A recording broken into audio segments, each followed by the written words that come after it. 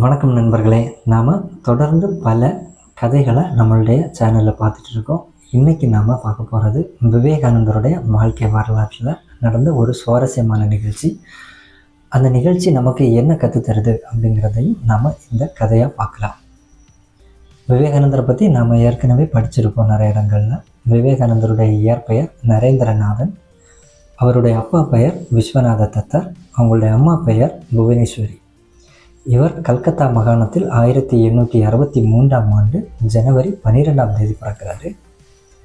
பின்னாட்களில் இவர் விவேகானந்தர் என அனைவராலும் அறியப்படுகிறார்.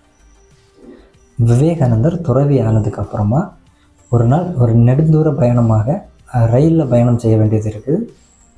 துறவி ஆனாலே பொதுவாக அவங்க துணி மூட்டைகளையும் பண முடிச்சுகளையும் சாப்பாடு பொட்டலங்களையும் கையில் எடுத்துகிட்டு போகிறது கிடையாது. அப்படி அவர் நெடுந்தூரம் பயணம் செய்யும்போது இவர் கூடவே பயணித்து கொண்டிருந்த 2 ஆங்கிலேய இளைஞர்கள் இவரை பார்த்து, இவர் ஒரு பக்கிரி சாமியார், இவர் அனைவரிடையும் கையேந்தி சாப்பிட்றாரு அப்படிங்கிறது மாதிரி சில வசைமொழிகளையும் கேலி கிண்டல்களையும் தொடர்ந்து செஞ்சுட்டே வர்றாங்க. ஏன் அப்படின்னா அவங்களுக்கு நேரம் போகிறதுக்காக அப்படி பண்ணுறாங்க.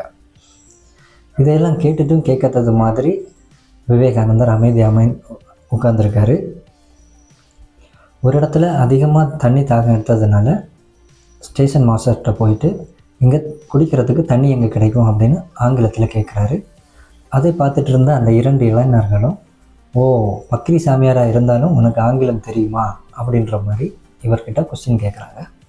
ஆங்கிலம் தெரிஞ்சாலும் நாங்கள் சொல்கிறதெல்லாம் கேட்டுட்டு ஏன் கேட்காதது மாதிரி அப்படி இருந்தீங்க அப்படின்னு இவர்கிட்ட கேட்கும்போது இவர் பதில் சொல்கிறாரு, உங்களை மாதிரி மூடர்களையும் மூர்க்கர்களையும் என் வாழ்க்கையில் ஏற்கனவே நான் பல தடவை பார்த்துருக்கேன் அப்படின்னு. இதை கேட்ட அந்த 2 இளைஞர்களும் ரொம்பவே கோவப்படுறாங்க. இவரை அடித்து காயப்படுத்தணும் அப்படின்னு முன் வர்றாங்க. இதை பார்த்த விவேகானந்தர், ஓ என்னை அடிக்க வர்றீங்க, என்னை பற்றி ஏளனமாக பேசுனது மட்டும் இல்லாமல் என்னை பற்றி கிண்டல் பண்ணது மட்டும் இல்லாமல் என்னையே தாக்க முற்படுறீங்களா அப்படின்னு, சரி வாங்க பார்க்கலாம் அப்படின்னு இவரும் அவங்கள தாக்குறதுக்கு ரெடி ஆகுறார். இவருடைய தேக வலிமையும் இவருடைய தைரியத்தையும் பார்த்த அந்த 2 இளைஞர்களும் சண்டை போடுறதுலேருந்து பின்வாங்குறாங்க. இது ஒரு நிகழ்வு. இந்த நிகழ்ச்சி மூலமாக நாம் என்ன கற்றுக்கணும், விவேகானந்தர் நமக்கு என்ன கற்றுத்தர்றாரு அப்படின்னா, தைரியம் ரொம்ப முக்கியம் அப்படிங்கிறதையும், நீங்கள் பலசாலியாக இருக்க வேண்டும், வீரமுள்ள இளைஞர்களாக வீரமுள்ள மக்களாக நாம் வாழணும் அப்படிங்கிறத நமக்கு சொல்லித்தர்றாரு.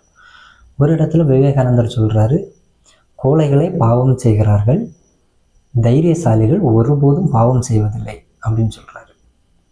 நீங்கள் தைரியம் உள்ளவர்களாக இருந்தீர்கள் அப்படின்னா அறிவும் ஆற்றலும் உங்களை தேடி வரும். அதன் மூலமாக நீங்கள் தொடர்ந்து நீங்கள் செல்ல வேண்டிய இடத்திற்கு பயணிக்கலாம், அதாவது நீங்கள் சொல்லக்கூடிய இலக்கை அடையலாம் அப்படின்னு சொல்கிறாரு.